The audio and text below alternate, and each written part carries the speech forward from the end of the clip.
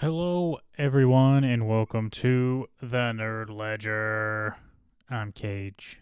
Today, I'm all by myself because we didn't record an episode last week, and that's because something came up for me, so I had to address something, and so we weren't able to reschedule, so we didn't record anything. Um, I don't know if it would have mattered. We would have just talked about what I'm going to talk about today anyway, which is nerd news. But yeah, hopefully this coming week, we'll be able to talk about Captain America: Brave New World. And then hopefully in the future, at some point, we can talk about also your friendly neighborhood Spider-Man, which just concluded this past week as well. Um, but today it's just news. It's just me talking about news. I would have done this sooner. I was out of town. I was out of town the past couple of days, and now I'm back. So I'm talking about news, guys. I'm talking about news. So let's just hop into it. Watch this cool nifty thing, Bob. Oh my God! There we go. Okay, here we go. We got some news on the screen. If you're listening, you won't see it. That's okay. I'm gonna read it. First of all, Star Wars. So, Star Wars writer reflects on exiting the Rey sequel. That's the headline. And Stephen Knight. Stephen Knight, who at one point was attached to write the Star Wars movie about Rey forming the new Jedi Order, reflects on his time working on the project. In an interview with The Telegraph, Knight opened up about his experience working with a massive Hollywood franchise and his attempt to stand out in what he called, quote, the system, unquote. Interestingly, though Knight departed the untitled movie months ago, he expects Lucasfilm will retain some of the concepts from his script in the final product. He said, there's a system, and when you engage with it, you know what it is. You do your bit, and you turn in your drafts as I did, and then the system moves on. I fully expect that substantial amounts of what I did will be in the movie. Who knows, but that's the expectation. Though New Jedi Order was announced as Star Wars Celebration Europe 2023, the film has encountered hurdles during development, cycling through multiple writers. The Bourne Ultimatum scribe Jeff Nolfi is the latest to try his hand at the script. Plot details are being kept under wraps, but the film is said to take place 15 years after Star Wars The Rise of Skywalker. Daisy Ridley is returning as sequel trilogy heroine Rey, and Sharmeen Obaid Chinoy is still attached as director. Earlier this month, Ridley told Comic Book that while she hasn't read a new script, she is aware of the film's story and is excited about its potential. The actress noted that Lucasfilm is taking the time to ensure New Jedi Order is the best film it can be. It's unknown when the movie could begin production. Jon Favreau's The Mandalorian and Grogu is the next Star Wars film, hitting theaters in May 2026.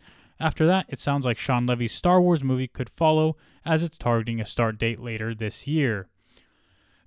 When Knight left New Jedi Order in October 2024, a reason for his departure wasn't given. That, combined with Lucasfilm's secretive nature, makes it tricky to believe whether or not his ideas will still be used. Typically, when a writer leaves a major studio blockbuster like this, it's because creative differences between the various parties emerged. It's possible. See, I don't. Yeah, all this conjecturing, I'm not going to read it. Anyway, Stephen Knight left. His story and script may be used. Who knows? All right. Here's some fun news. If you followed at all what we talk about, or any of hello. Sorry. I'm out here just clicking articles, you know what I'm saying, waiting for things to happen. Here we go. If you've listened to any of our podcasts about the Rings of Power, or at least the latest one, the last one, where I talked alone about the season 2, and my expectations for season 3, I predicted just this. Rings of Power season 3 will have a big time jump and sets up the Lord of the Rings trilogy. So at the time, I had mentioned that I believe there will be a time jump based on where we ended, based on what's going on in this world, based on this whole compressed timeline thing that they're doing with the Rings of Power. The expectation from me is, well, you're not going to waste another season just kind of doing nothing. You need things to start happening. And in order for them to happen, you need a time jump. Because Alfarazon is just now the leader of Numenor. And there's, we're establishing different things here and there.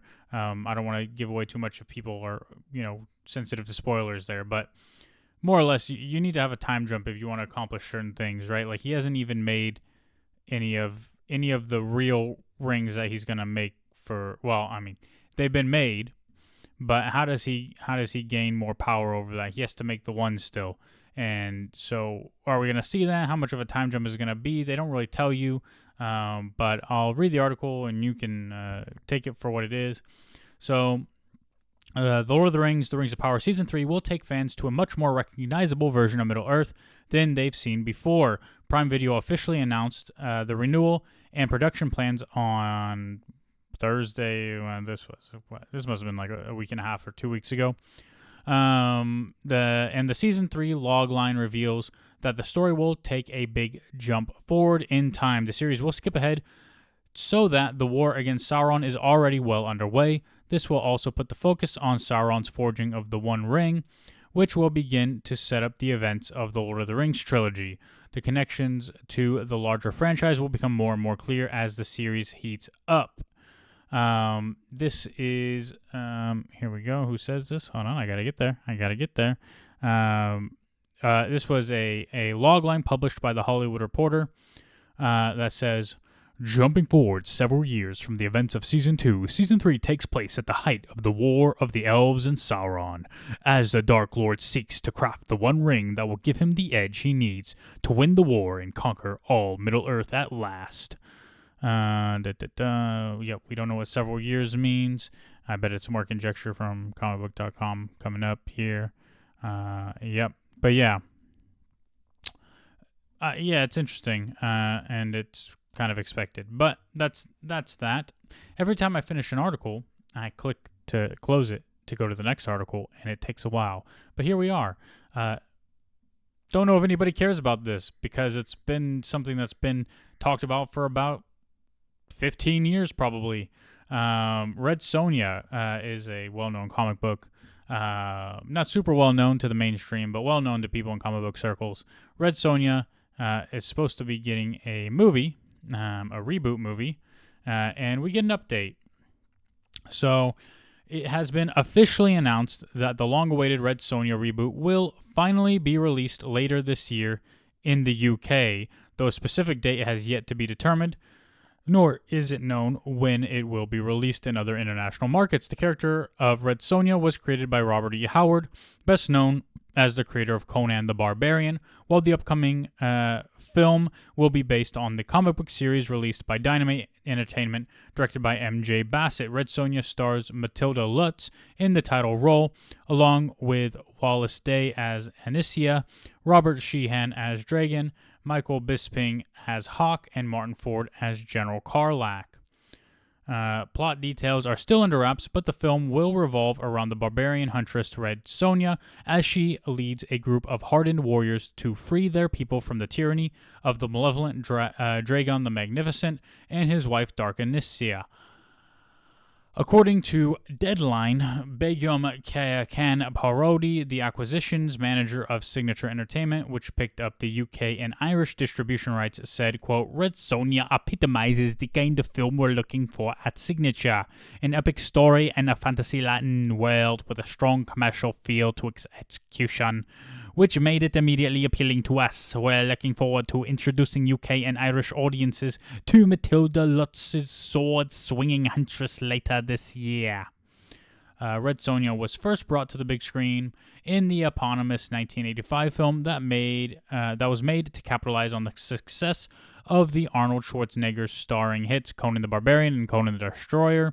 Unfortunately, the film was a major flop, putting the kibosh on any follow-ups for years. The project was revived by Robert Rodriguez in 2008 and was intended to star his then-girlfriend Rose McGowan in the lead role. However, that project fell apart with various other filmmakers and studios attached to it over the next several years.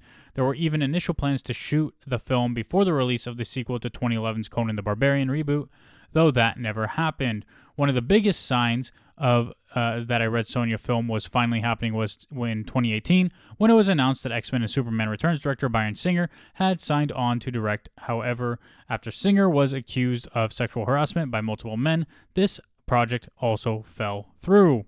Finally, in 2021, Tasha Huo was brought on as the screenwriter, with filming kicking off the following year. Red Sonja was in post-production for nearly 2 years before its production company Millennium Media reached the distribution deal with Signature. J.J. Nugent, the president of international sales and distribution of Millennium Media, said in a statement released to Deadline, "We're thrilled to be teaming up with Signature Entertainment to bring Red Sonja to audiences in the UK. This franchise has a passionate global fan base, and we can't wait to deliver a film that honors its legacy while introducing the iconic characters to a new generation."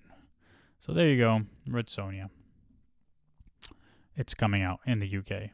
Who knows where else and what else. On to some DC news.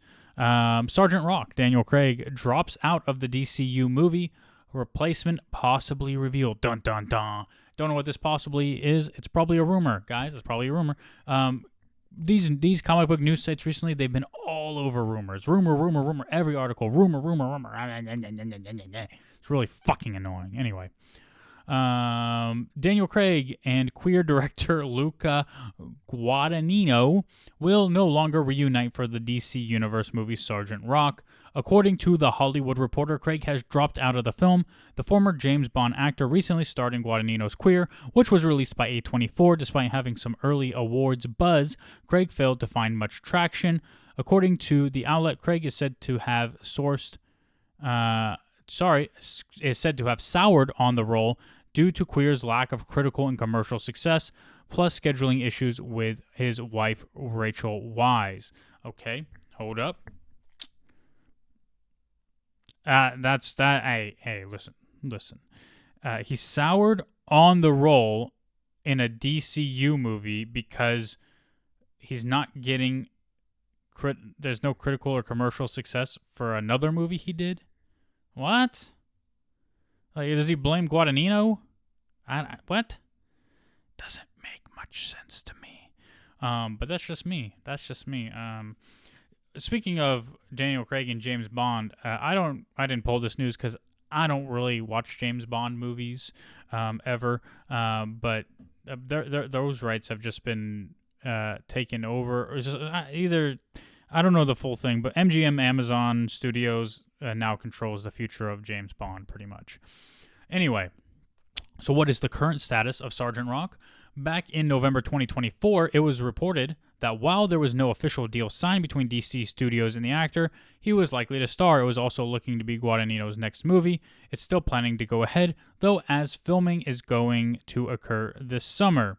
The Bear star, Jeremy Allen White, is named as a possible replacement, although nothing is official. The script for Sergeant Rock, for the Sergeant Rock movie, is written by Justin Kurtzkis, who also wrote Challengers and Queer. No other casting or plot information is available at this time. Created by Robert Kanigher and Joe Kubert, Sergeant Rock first appeared in DC Comics' Our Army at War number 83, which was published in 1959. The character is a World War II soldier who is known for his combat skills, near-perfect accuracy, calm demeanor, and more. Evil Dead actor Bruce Campbell recently wrote a Sergeant Rock limited series, Sergeant Rock vs. the Army of the Dead, for DC that launched in September 2022. There we have it. Next article here. Clayface has found a director, guys. It's found a director. So the DCU Clayface movie has found its director. Hold on, let me do some resizing here for this because it's a different site. There we go. Just cut me off a little bit. There we go. So it was announced in December 2024 that a Clayface movie is officially in the works at DC Studios. The DCU film is being written by Mike Flanagan and is scheduled to be released in 2026. So who will direct it? Per The Hollywood Reporter, the DCU Clayface movie will be directed by James Watkins. Watkins was previously rumored to be one of the names that DC Studios was considering for the movie. Bayona was also being considered, while rumors of Jeff Wadlow being eyed were floating around at one point, but were later found to be untrue. Jesus. Watkins made his. Sorry, I gotta resize this again because now we're expanding even more. Da da da da. Okay. There we go. Watkins made his feature film debut in 2008 with Eden Luke, which stars Michael Fassbender and Kelly Riley. He made 2012's The Woman in Black with Daniel Radcliffe before then making 2016's Bastille Day.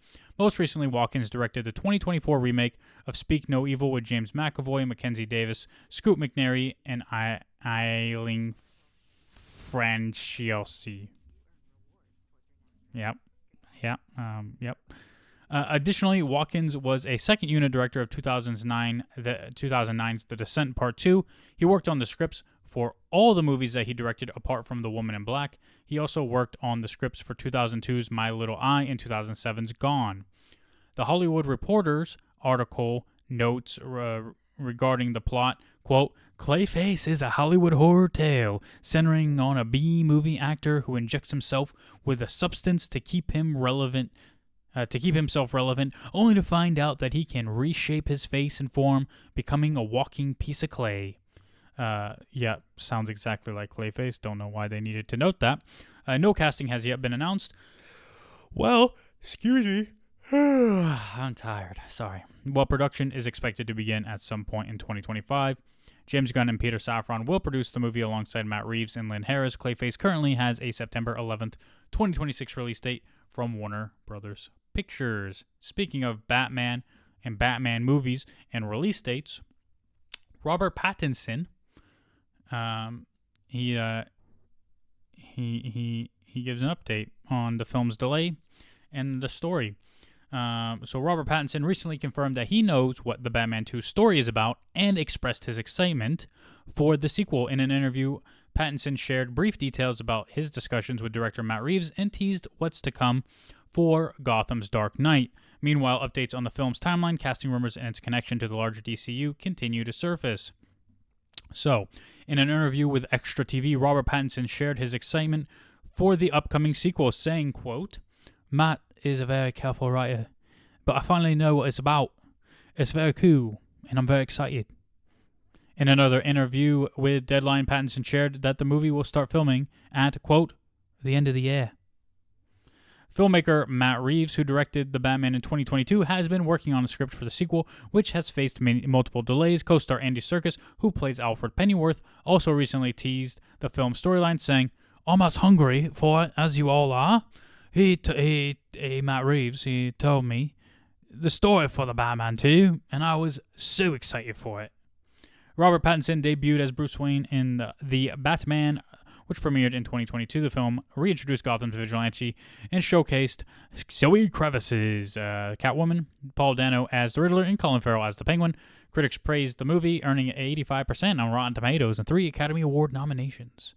Don't care about the rest of the article. But yeah, there's your update. People like the story who know about it. And yeah, they're excited. And it's, going to film at the end of the year. Okay. Here we go. This should surprise no one. Kraven the Hunter box office is among the lowest grossing superhero movies ever. The sixth and possibly final installment in Sony's Spider-Man universe was, quote, eaten alive at the box office. There's no quote there. I don't know why I said quote. It's just their little tagline there. Kraven's first hunt is also his last. After ensnaring $11 million in its opening weekend, the worst opening for Sony's Spider-Man universe, Kraven the Hunter has ended its 9-week theatrical run with $60 million at the worldwide box office. That is atrocious, guys. Atrocious. That is awful.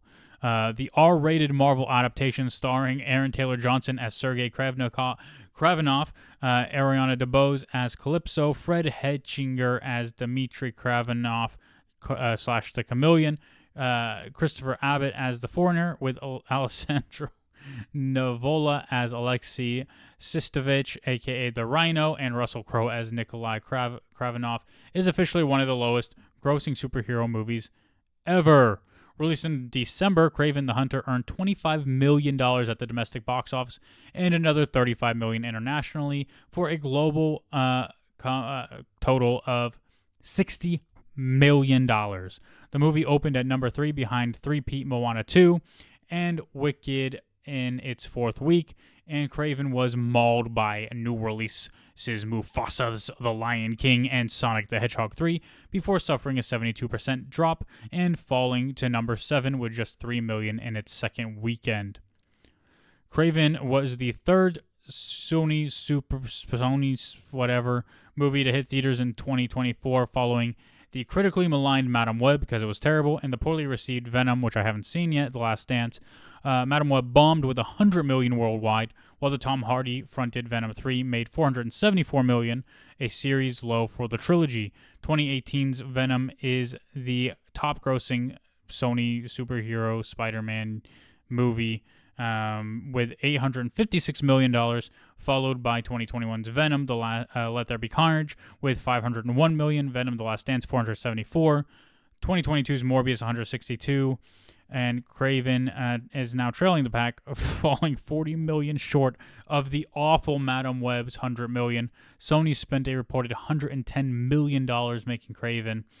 Those numbers make Kraven the lowest grossing superhero movie since the pandemic era New Mutants, which made $47 million in 2020, and the lowest superhero wide release since Fox's Daredevil spinoff Elektra, which made $56 million back in 2005. Adjust for inflation, it probably made more than Kraven. To compare, Kraven grossed less than other oft-maligned superhero movies like Catwoman, which made $82 million, and 2015's Fantastic Four, which made $165 million. It was the worst critically received comic book movie for a decade before Joker 2, which made $207 million. To add insult to injury, Kraven also failed to outgross the 2008 superhero spoof Superhero Movie, which made $73 million. The J.C. Chandor directed action movie received the 3rd worst Rotten Tomatoes score, 16%, compared to Madam Web's 11% and Morbius' 15%. Of the 6-movie Sony Spider-Man universe, which has the distinction of failing to earn a single fresh score on the review aggregator. It was also panned by audiences who gave Kraven a dismal C grade on CinemaScore, one of the worst for the genre, and just a notch above 2015's Fox-made Fantastic Four, which got a C-, and 2024 flop Joker Filet D, which got a D, the worst ever grade for a studio comic book movie. Yeah, nobody's surprised by that. I mean, listen, us nerds out there with our finger on the pulse, we all knew this. Sony's universe was a bad idea since the first Venom movie. That movie making a good amount of money is what led them to continue making those movies, and they should have realized their mistake, and they didn't, and that's that. So on to some proper Marvel news, MCU news. John Malkovich has discussed why he joined the MCU after rejecting previous offers. So, actor John Malkovich has revealed why he finally decided to join the Marvel Cinematic Universe with a role in the Fantastic Four: First Steps after having rejected offers from Marvel Studios in the past. Malkovich joined the cast of the Fantastic Four: First Steps in May 2024, while his role remains under wraps. Notable scooper Charles Murphy recently reported that the actor would be playing Ivan Kragoff, aka the Red Ghost, in the Fantastic Four movie. Created by writer Stan Lee and artist Jack Kirby, the supervillain genius first appeared in Fantastic Four number 13 in 1963 alongside his Super Apes. However, until Marvel Studios confirms who Malkovich is playing, fans should take the scoop with a grain of salt, and every other scoop, by the way, to be honest. Every other scoop, too. During a recent interview with GQ, Malkovich revealed that he had turned down offers from Marvel in the past, explaining that the only reason he turned them down was because he felt the company wasn't offering him enough money. Shocker. He said, hold on, I have to get into an old man voice because he's kind of old now. The reason I didn't do them had nothing to do with any artistic considerations whatsoever. I didn't like the deals they made at all. These films are quite grueling to make. If you're going to hang from a crane in front of a green screen for 6 months, pay me. You don't want to pay me? It's cool. But then I don't want to do it. because I'd rather be on stage or be directing a play or doing something else. Presumably, the pay was to Malkovich's liking for the Fantastic Four First Steps, although that wasn't the only reason the actor decided to join the MCU movie. He also told GQ that he wanted to work with the director Matt Shakman, again following their collaboration on 2014's Cut Bank. Now, having shot his role, Malkovich found the experience was not that dissimilar to doing theater. You imagine a bunch of stuff that isn't there, and do your little play. John Malkovich was eyeing to play Vulture in Sam Raimi's Spider-Man 4. Malkovich didn't share which Marvel roles he had been offered in the past, although it is well known that the actor was in negotiations to play Vulture in Sam Raimi's Spider-Man 4, which was ultimately scrapped in favor of 2012's The Amazing Spider-Man. The Vulture ultimately ended up being portrayed by Michael Keaton in 2017's Spider-Man Homecoming, which is part of the MCU. Fantastic Four First Steps is scheduled to hit theaters on July 25th of this year. Da-da-da. Okay. So, next, Marvel. Marvel has canceled some things, guys. Marvel has canceled some things. So Marvel stops work on 3 Disney Plus TV shows. Marvel has reportedly hit the pause button on 3 TV shows being developed for Disney Plus. Deadline reports Marvel Television has paused production on Nova, Strange Academy, and Terror Inc. 3 projects that most people probably don't care about. To be honest, like, this isn't hard-hitting news for most people. I think a lot of fans even would agree that the Disney Plus TV shows for MCU, some have been good, some have been whatever, but for the most part, they're a hindrance on the MCU overall. It's made movies feel like less of an event. It's made people feel like they can't really continue watching the MCU because they haven't watched Miss Marvel, or they haven't watched Moon Knight, or they haven't watched Secret Invasion, or whatever else there might be. And so I think Disney is reevaluating their strategy when it comes to the MCU TV shows.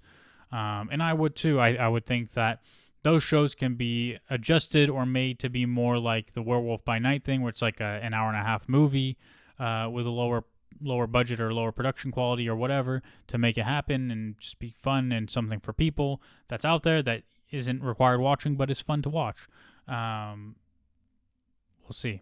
Anyway, to continue with this article, there have been various rumors and reports regarding some of these shows, most notably Nova, and for some fans, this will be the first time they've heard about Strange Academy and Terror Inc. Unfortunately, it appears that if you are excited about any of these 3 shows, then you'll have a longer wait ahead of you. Though sources state the projects could see the light of day, even though they haven't been officially greenlit. The decision to pause production on Nova, Strange Academy, and Terror Inc. comes from Marvel's change in strategy for its streaming shows. What I was just saying, I guess. Marvel's previously handled television like it does big budget movies, announcing a slate of upcoming features that fans would eventually get as time moved on. However, that process has since changed, with Marvel going the traditional route with TV by bringing in showrunners to help steer the ship. Marvel's head of streaming, Brad Winderbaum, addressed the challenges that Marvel Studios has faced in recent years and what the studio has learned from them. He said, "We've learned a lot.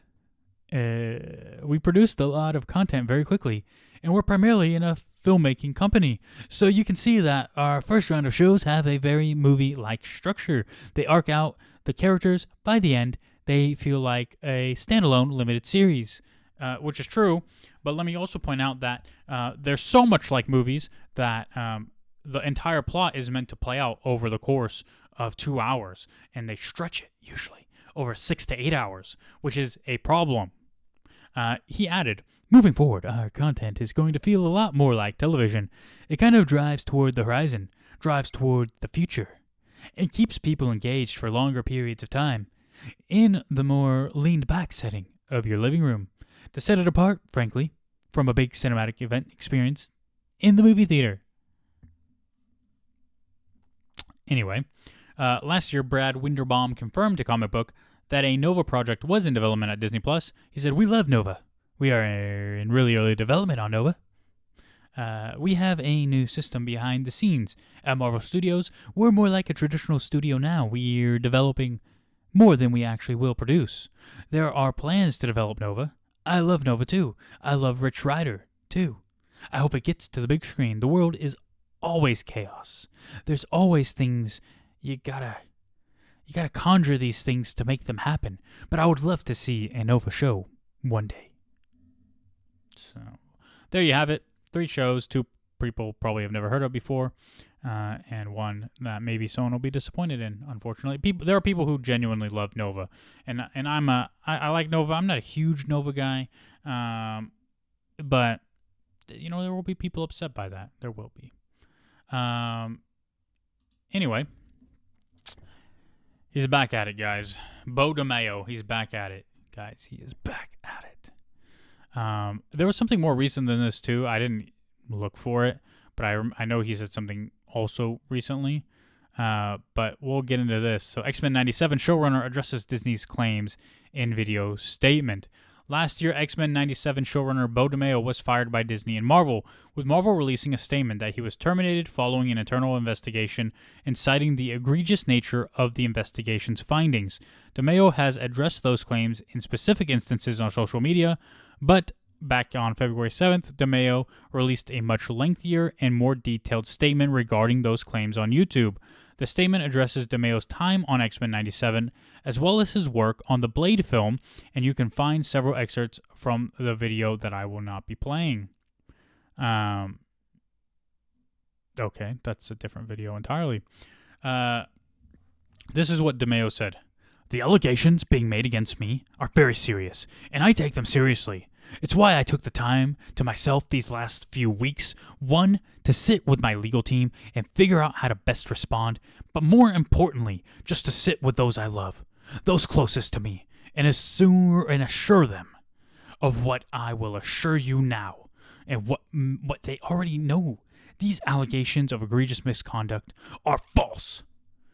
He continued, the rumors being spread around me online are lies, and they are offensive. But more concerning is that a smear can be designed to discredit my credibility in order to cover up egregious prejudicial misconduct stretching from select crew members on X-Men 97 all the way to the top of Marvel Studios. And they're not just trying to discredit me using incredibly misleading press releases, but also through coordinated leaks and bot attacks, as well as anonymous scoops being given to tabloid sites and podcasters. Guys, I'm a podcaster, and I would just like to say I have been given nothing by Disney. I don't know anything about these alleged press releases that are out here. I'm not coordinating anything. I'm not a part of anything. I'm merely here reading the news. Okay, I'm just reading. Guys, I'm reading from a published article on comicbook.com. Okay, that's it. He continues. When I took the job on X-Men, I was told they valued my perspective and experiences as a queer black man, and I made it very clear to them that I was not going to be the black stamp of approval on the project. So it was agreed that due to the themes of the X-Men as well as my experience and the just general excitement around my pitch, that I would supervise all areas and stages of production. Is that all he said? Oh, there's more. Okay. X-Men 97 was the highly anticipated sequel to the sequel series to Fox's X-Men the Animated Series program from the 90s. Before the birth of the Marvel Cinematic Universe, the program introduced an entire generation of viewers to the beloved characters. Many filmmakers used the series as a touchstone or to guide their storytelling approach to MCU characters, with the development of the sequel series earning Disney and Marvel tremendous positive buzz. Fans were shocked to hear that DeMayo was fired before the series even premiered, with matters only getting more complicated with the acclaim the series earned. While Disney and Marvel remained relatively tight-lipped about the situation, DeMayo has expressed he would eventually have the opportunity to share his perspective on the situation. He continues here, now with this, I assume the studio will protect me from those who maybe harbor biases against having someone who looks, speaks, dresses, and thinks like me as their creative leader and boss. Now, why was this important to me? Guys, just turn on the news.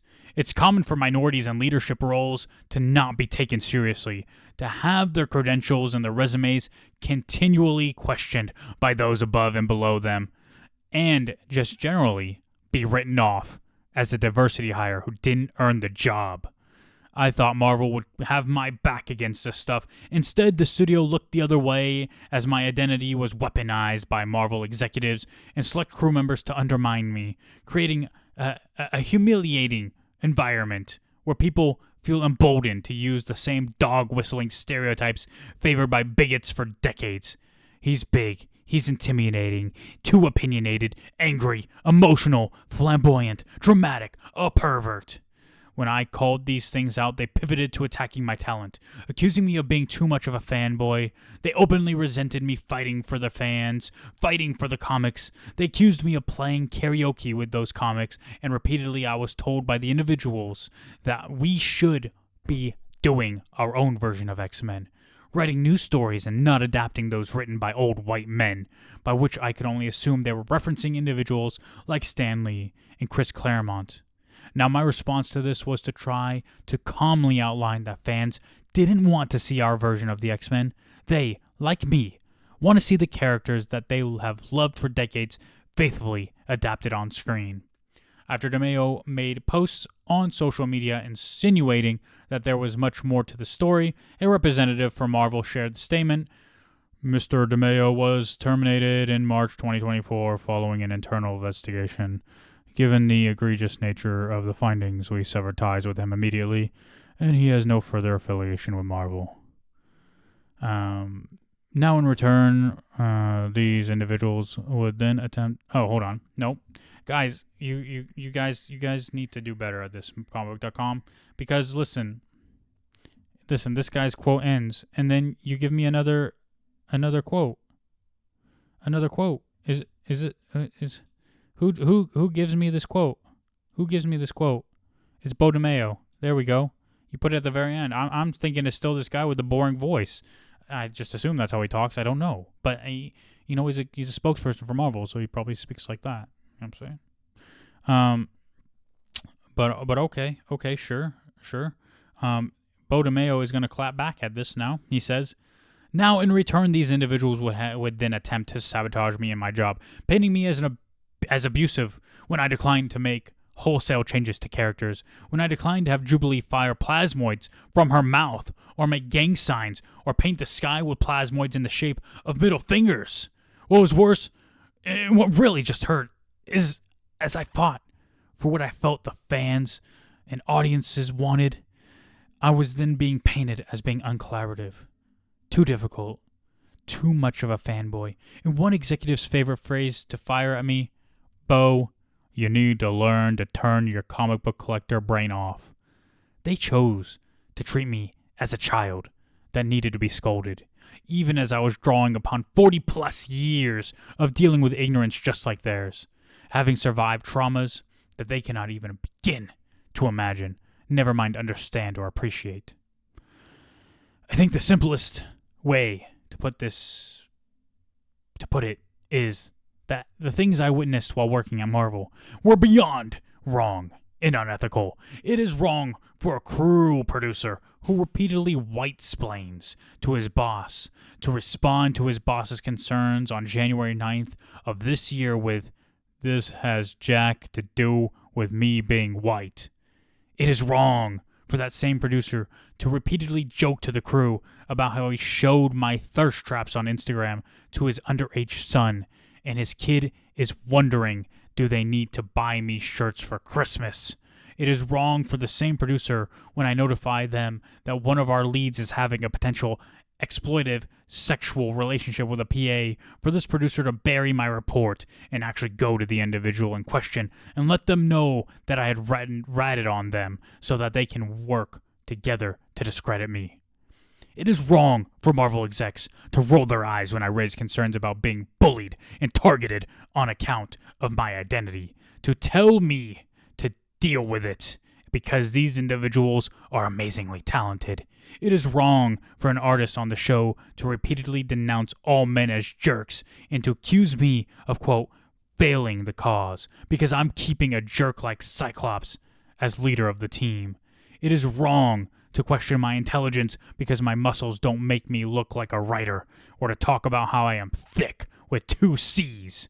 It is wrong for Marvel leadership to pat themselves on the back while giving me notes on a Blade script, a table of white men laughing as they tell me, "Hey, look at us, huh? We hired a young Wesley Snipes to write the new Blade movie, and one of the reasons I wanted to do this video is that you can see that Wesley Snipes and I look nothing alike." He goes on. It is wrong when I suggested this past February that we reach out to RuPaul's Drag Race to find a way to promote what's been a beloved queer franchise on that show, to be told by Marvel that they wouldn't want to alienate certain audiences. It is wrong for the publicity department to list homosexuality as a hot-button issue to avoid alongside school shootings, the Gaza conflict, and abortion. It is wrong for Marvel execs to foster inappropriate professional relationships with the artist I mentioned prior, so as to push others out of the creative process who are not like them based on their identities. It is wrong for these 2 same individuals to write off an interracial relationship between Bishop and another white character as creepy and something that belongs on Skinamax. Of course, these 2 individuals did not have any issues with far racier moments in Season 1 involving white characters, and what I want to point out here is these anonymous scoops that keep on using that word creepy. I heard the term from these individuals multiple times. Ultimately, the last straw for me was when I got to Atlanta to work on Blade, and I saw others being treated like me, being told that someone needed to crack the whip around here, crack the whip in Atlanta, Georgia, at Tyler Perry Studios, which were formerly barracks during the Civil War. Now, after witnessing this and far worse incidences that I'm not yet prepared to talk about on Blade, I relayed my concerns to Marvel on September 6th, 2022, hoping to work with them to do better, urging them to reflect on the biases that we all have. In return, I was removed from the project in the middle of moving to Atlanta for production, and then had my role on Season 2 of X-Men 97 aggressively marginalized, despite the integrity of my work in Season 1. So yeah, there's a full statement. There's all that. I do think that we can. I'm not gonna analyze everything he said. I'm not gonna sit here and go this. He's right, they're wrong. He's wrong, they're right. This, whatever. I think that, as with all things, there are parts of what he's saying that are probably over-exaggerated, that are taken to an extreme, that are definitely his perspective in one way or another, right? Like, of course, everything he's saying is his perspective, and it can come from the way he views the world, or the way. Sorry, I don't know Beau DeMayo. I don't know how he or they identify, but anyway, Beau is presenting his perspective on things, and his perspective is always going to come from his experiences and the way he views the world, and we have to begin these kind of conversations most of the time. If I was speaking to Beau, you have to validate, because this is their experience. Whether it's all true or some of it's true or none of it's true, it's a perspective, and it's their experience. I think the truth with these things is usually in the middle-ish. I think that Marvel probably did ignore a lot of bad behavior from other people, and they probably allowed things that shouldn't be allowed in this day and age, but whatever, we're Marvel, we're blah, blah, blah. And one of the things that stood out from what he was saying is that they refused to remove certain people from the project because of their talent. Well, let me just say this, Beau DeMayo. Based on Season 1 of X-Men, you have incredible talent, and you were removed. And maybe it is one of those, because of who you are, your identity, the way you look at the world, your you're a black male, you are part of the LGBTQ community. Maybe they're marginalizing you, and that's just how they are, and making you out to be the villain, and this and that. All the while, people are accusing Marvel and Disney of, forcefully pushing people of color or people in the LGBT community to the forefront, which I do think is problematic if done for the sake of doing it, right? Like, you should do it because you want to tell those stories, and because it's important for you to tell those stories, not because society has deemed that you must be like this. And yeah, but even then, he mentions like how they viewed homosexuality, right, as a hot button issue, and alongside things like school shootings and abortion, which is crazy. And again, we don't know what the truth of any of this is. All we know is what Beau's perspective is. We'll see what comes out in the end from all of this. I don't know. I know that season 1 of X-Men 97 was incredible. I think I don't doubt that executives at Marvel would say stupid shit like, oh, well, we should be putting our spin and our interpretation on this. It shouldn't just be ripped from the comic books, blah, blah, blah, blah, blah, blah. I believe that. Like, that's how studios are. They don't like to take those risks. They want to do what's safer. And it could be a risk to adapt something in a true fashion because not everybody likes comic books, right? So I don't know. I don't know the truth of any of this, and hopefully we find out something. But either way, like, I could spend a lot of time talking about this article. It's just we'd be talking more about not the article itself. We'd be talking more about like the issues, right? And how we think studios should handle these things, and how we believe that society should be. But at the end of the day, we have no control over any of that. We only have control over ourselves, and these things happen, unfortunately, and we should continue to fight to make things better, and continue to make our voices heard, and do anything we can. But we also need to acknowledge that for things that have happened, we have no control over that, right? We might not be able to do something today, but we can try to make things better for everyone moving forward, and that's what we should strive for. But yeah, maybe Cher and I will have a more in-depth conversation in the future, but can't say much else now. But speaking of Disney, this last article I have here, yep, of course, it's from Forbes, so it's not going to be the same size as anything else. But here we go. Here's our headline. Disney shifts away from DEI to return to its entertainment business mission.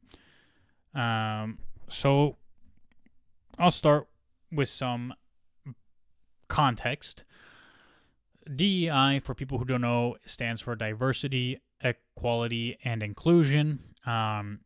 It's pretty much affirmative action on steroids. But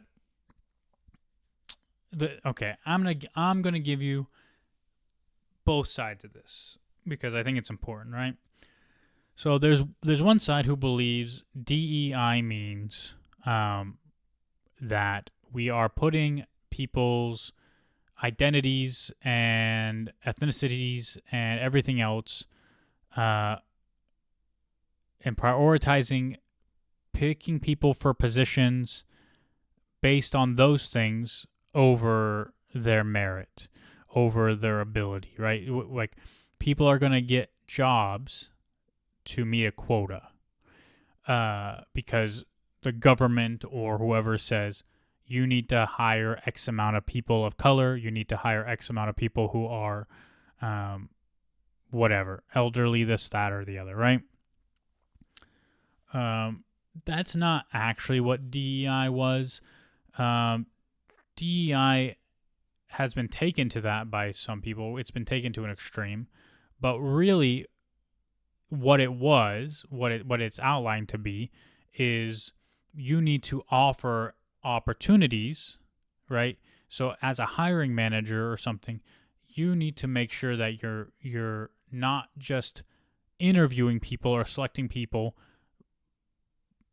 We shouldn't be discriminating when we're doing that, right? Because if you don't have these laws, inevitably you will have businesses who say, I'm only hiring people who are this. I'm only hiring people who are that. And yes, again, people take it way too far, and what you end up getting is the opposite of, I'm only going to hire white people. Well, I'm only going to hire people of color. I'm only going to hire women. I'm only going to hire, protected classes, which is also not what it should be, right? And that's not what it was intended to be. It was intended to be, we know people get, there's prejudice out there, and we know that people get discriminated against. And so the government decides, well, we should have these laws that say you as a company should be offering opportunities to all people and not just some people. That was the intention. Of course, that's not the reality of what's happened. We've seen different iterations of whatever, but I don't think DEI is the problem that people make it out to be. It's not what is ruining X, Y, or Z, and it's not what's causing planes to crash. But I'll read the article. So, the Walt Disney Company is backing away from its DEI initiatives to focus on its core entertainment business mission, according to an internal memo obtained by Reuters. Here are the key facts. Disney's Chief Human Resource Officer, Sonja Coleman, penned... Sorry, I gotta redo this. Here we are. Oh, all right. Brilliant. I was not even on the right screen. Cool. Okay, here we are. We're gonna... Nope. We're gonna... Bink. There we go. Yep. There we are. Yep. And... Okay. All right. Disney's Chief Human Resource Officer, Sonja Coleman, penned a letter to the company's 230,000 employees explaining changes in corporate culture to more closely align with our initiatives and business goals and company values. Executive compensation weighed 70% on reaching financial targets and 30% on other performance factors, will no longer include diversity and inclusion as another performance factor, and will be replaced by a talent strategy. The company has rebranded its Reimagine Tomorrow website, which explained Disney's diversity, equity, and inclusion positions and actions, to My Disney Today, to attract the best and most talented people to contribute to business success. Disney maintains inclusion as a core value, integrity, creativity, collaboration, community inclusion, but the memo emphasizes belonging instead of diversity and substitutes equity by referencing to its corporate culture where everyone can excel. Disney joins a long list of companies that are reevaluating previous DEI practices in light of the Trump administration's anti-DEI stance. While Disney's statement, as reflected in Coleman's memo, is nuanced, full text available here, I'm not reading it, it appears the company is responding to the change in direction of the political winds after defeating a proxy battle by investor Nelson Peltz that took issue, among other things, with Disney's so-called, quote, woke agenda. CEO Bob Iger told CNBC that the company's mission is to entertain a very diverse audience, and affirmed his commitment to be more sensitive and not turn certain people off. He said it's not easy. Yeah.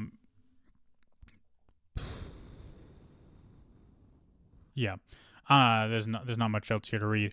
What I would say to all of this DEI stuff, and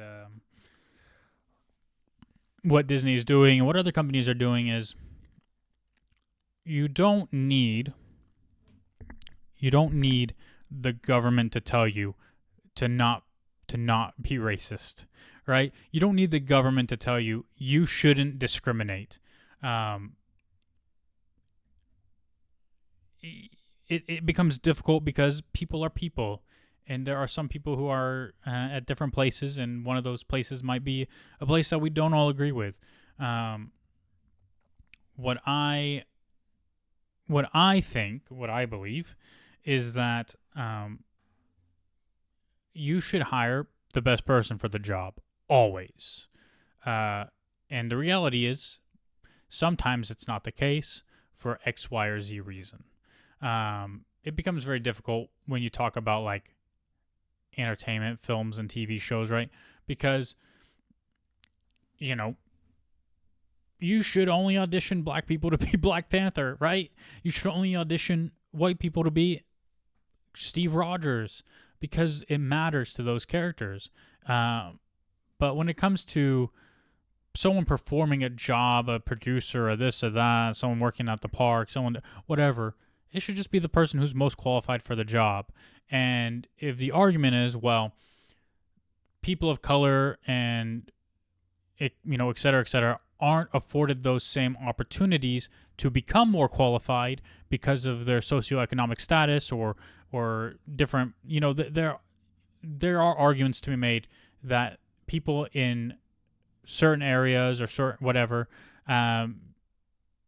they don't get the same opportunities. But I would also say that it's not just people of color. It's immigrants. It's poor white people. Like there's a lot of people in under served areas. A lot of diversity there, and we should help all people be afforded opportunities.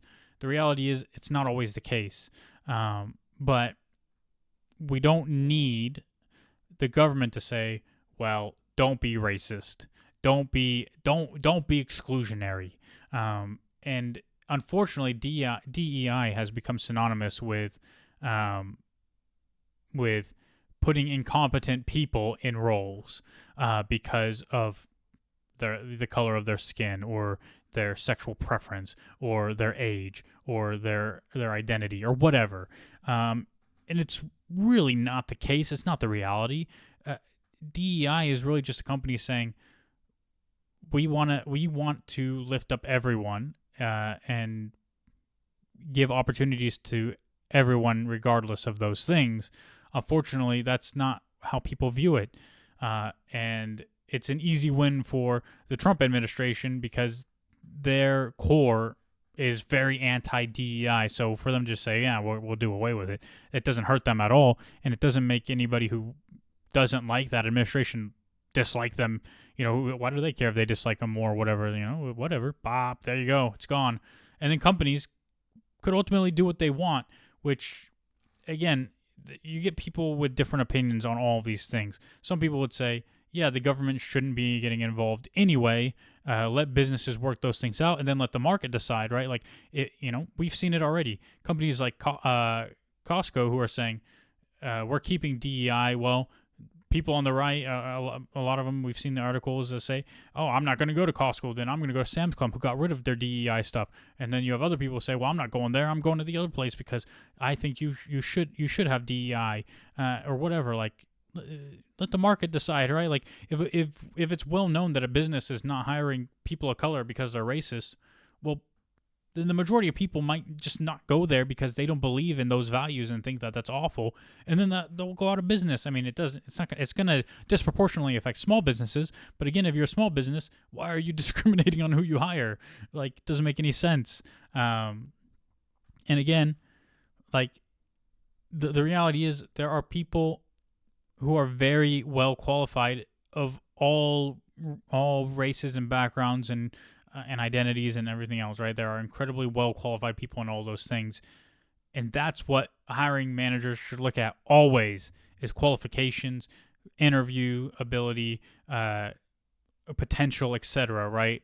We shouldn't be picking because it shouldn't matter unless it does, right? Like, unless you're in a certain position where it really matters, i.e. playing Black Panther. And there are real world examples as well where having a certain background might really matter. Like if you're working with underprivileged youth and you were an underprivileged youth, well, that experience might be way more important than someone who just went and studied how to provide services to underprivileged youth, right? These are all things that should be considered, but none of it should be the way you look when I look at you, as far as the color of your skin or who you sleep with at night or whatever. None of that should matter. Like if you're showing up with like bugs in your hair and like, you know, you look homeless, people might discriminate against that, right? But if you know, I think I've said already everything I can say about that. But yeah, Disney's doing away with it. Think of that what you will. Boycott them if you want. I don't know. But that's it. That's all the news. This went longer than I expected, maybe because I didn't do any actual prep and pre-reading. But there you have it. So like, comment, rate, review, subscribe, click all the buttons, follow us, do the things. We'll see you again soon. Bye.